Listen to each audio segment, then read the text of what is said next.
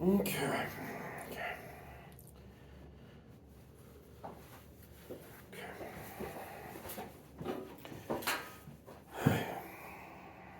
I didn't sleep very well. I don't know if you can tell.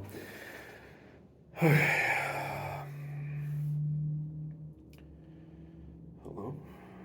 Hey, sir. Okay. Yeah, no, that's still March. Okay. What do we got? March 2023. March starts off with South Korea being hit by really big typhoon or hurricane. I think that's what they call hurricanes. So, um, yeah, I mean that's normal, right? I mean, whatever. Um, the United States, the President Biden makes a big deal about how the U.S. troops there are helping to, deal with disaster relief. Turns out armies are really good at doing logistics and supply and stuff like that. Not that the South Koreans need guns and stuff, but they need um, food, rescue vehicles, that kind of thing. And the army just has that as a matter of course.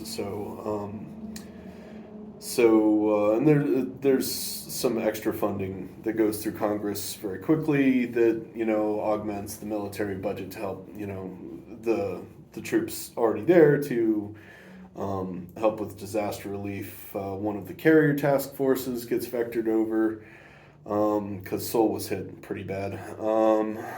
But I mean, carriers have things like, I mean, it's a floating city. It's got seawater purification. It has its own nuclear power plant. It has medical facilities. It has all kinds of things. So it's over there lending help. Um, so so that's good. That um, I don't know. It's an American centric view, but it's kind of nice that, I mean, we've had a base over there since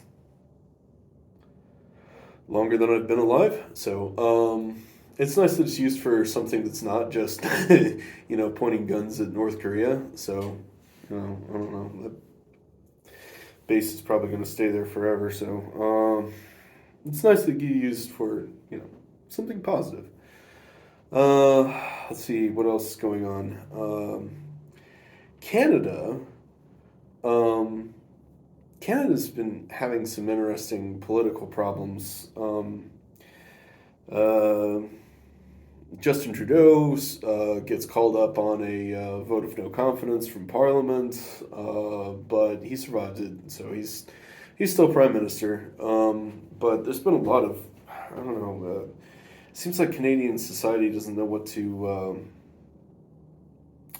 do since the news that there's alien colonies, there might be alien colonists. So that's a what, CERN? It's pushing notifications now. It's um, it's just news items and stuff. I don't worry about it. So where was I? Trudeau. Canadian politics is strange. Um, it's definitely a hardcore faction in the. Well, let me start with the media first. Media is almost 180 degrees. The Canadian broadcast company, CBC, BBC, CBC, whatever. It it's running segments on hey, we should be doing a nice Canadian welcome. Maybe apologize to them. It's a Canadian joke from America, but never mind.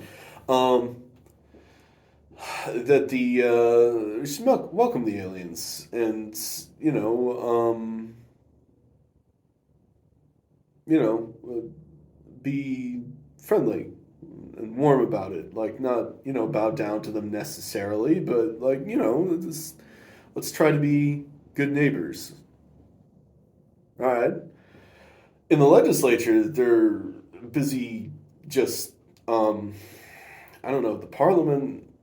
It's a little different from like our Congress, but so I don't know. It's just a me thing.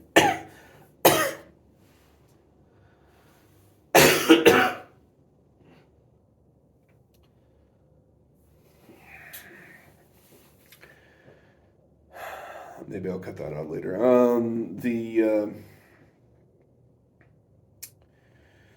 Who am I kidding? I don't know how to video edit.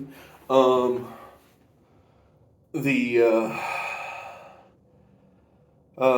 Parliament kind of kind of wants answers. Kind of wants answers as to hey Justin, come here. Tell me what you're going to do when the aliens come down and they're like, guess what? You're our colony now. We're colonizing you. What are you going to do about it? Hmm? And there isn't really an answer for that. Aside from America help. Meanwhile, the First Nations are like, you see what this is like? Huh? Do you see it? Yeah, they aren't happy about it either. But, yeah. But anyway, he survives the vote of no confidence. He calls a bunch of people. Okay, I'm gonna have to address this. Okay, so the humanity first thing. Some people say that this started as a 4chan op, and honestly, maybe I believe them. The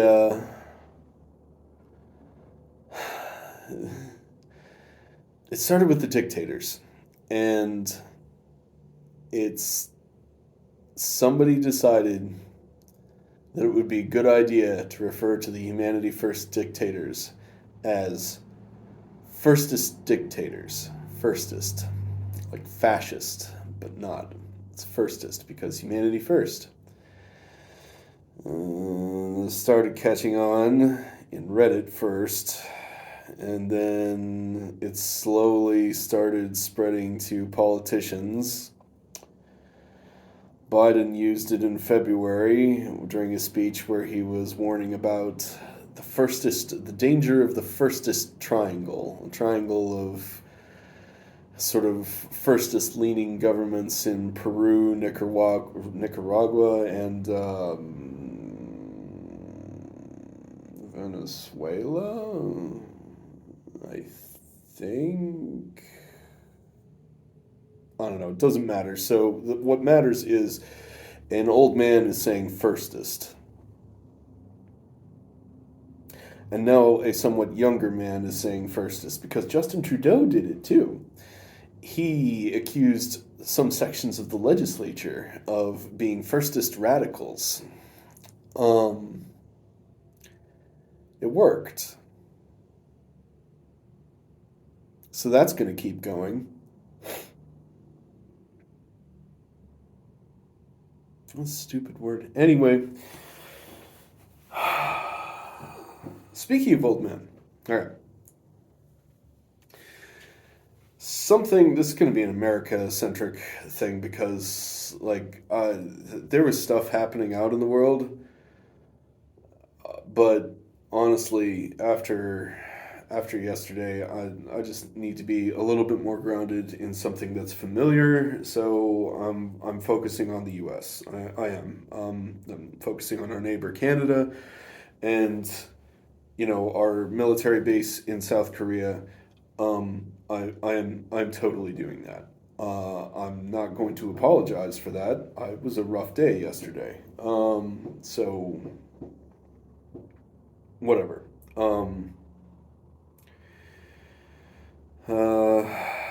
Being too old.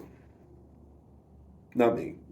Biden, Trump, Nancy Pelosi, Mitch McConnell, everyone.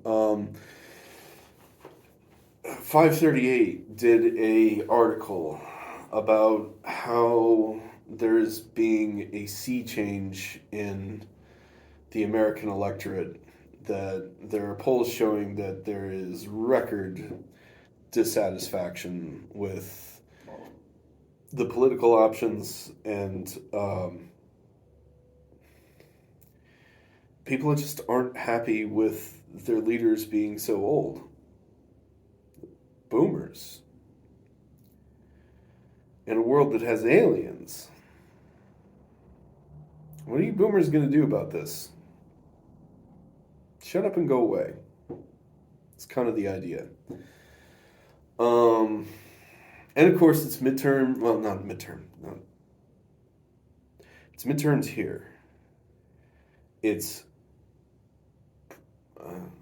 primaries there for the big election in 2024. It's really kicked off because midterms are over for them, and they got through Christmas and they got through February, so they're back on this. It's March. I suppose that's a good problem to have. For once, I'm actually mixing up what's real with what isn't, or I mean the other way around. Yeah, doesn't matter. 538 says that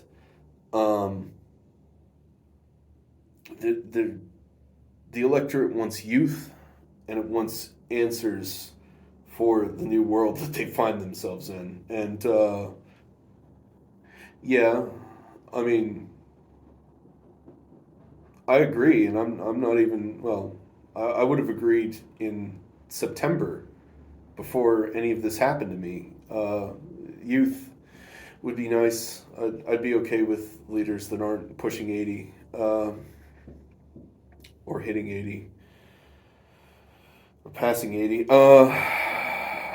When this politician gets to 88 miles per hour, you'll see. I need to stop that. So the American economy is doing good. There's speaking of like flux capacitors and stuff. We don't have those, but they're working on a lot of space stuff. Like, but not just like space stuff, but like hydroponics and new farming techniques and recycling techniques like water recycling, water purification. Trash and waste recycling methods, and new construction methods, and the building out just normal, like basic building projects are starting all over the world because everybody wants a space center, and a space center needs not just like you don't just like pour concrete and you have a launch pad. Like, no, you need buildings to house these space vehicles. You need tanks, like not gun tanks, like it's not like that, but with containers to hold volatile chemicals and fuel. And you need steel, and you need like plastics, and you need road networks and logistics to be able to handle all these things, and you need more trucks, and you need more people. And this new frontier, it's open to anyone. If you have a spot on Earth, then you can reach this if you try hard enough. And everybody wants it. Some people already have it. I mean, it's like China, Russia, um, uh, Israel, I think, sort of has it. Japan can launch its own satellites. South Korea, India, like more than you would think. More than you would think. The European Space Agency. Like even developing countries like India, arguably. They have some ability to put things into space, and all of a sudden this is really important, and it's spurring the economy. Um, Not just in the United States, but in the United States, since that's where I am right now. Uh, Unemployment is down. Supply chain issues are being fixed. The market is slowly recovering. Um, things are things are doing better. There's a new energy, not like an energy source, but a new, you know, um, activity to the nation, and it's really cool to see. I mean, maybe we'll get there. They have a really good reason to do all this, but if it's possible for them, maybe it's possible for us. Maybe we just need a reason to do it. Who knows? Anyway, um, so that's a positive note. I'm gonna end on a positive note. Um, Yesterday was really hard, so I'm gonna end with the positive. Yeah. What do you want, CERN? CERN, you're an idiot. All right, let's turn this off.